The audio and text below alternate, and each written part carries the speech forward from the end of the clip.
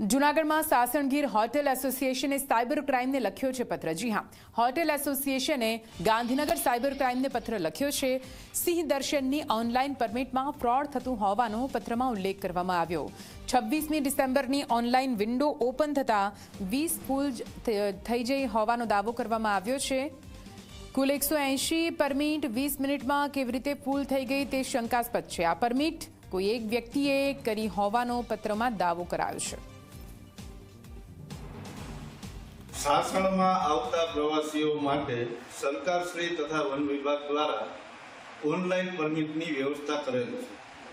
અમને 2 દિવસ પહેલા ખ્યાલ આવ્યો કે નાતાલની 25 તારીખથી 31 તારીખ સુધીની પરમિટોમાં કોઈ પણ એક વ્યક્તિ દ્વારા મિનિટોની ટાઈમમાં કે અંદાજે 15 થી 20 મિનિટની અંદર 180 પરમિટ ફ્રોડ કરી અને લઈ લીધેલ છે। દિવાળી ફેસ્ટિવલ તહેવારમાં આવી ફ્રોડ કરેલી પરમિટો એક પરમિટ અંદાજે 20,000ની આસપાસ વેચાય તો 900 પરમિટ, તો આપ જ અંદાજ લગાવો કે 2 કરોડ ઉપરનું ફ્રોડ થયેલું હોય।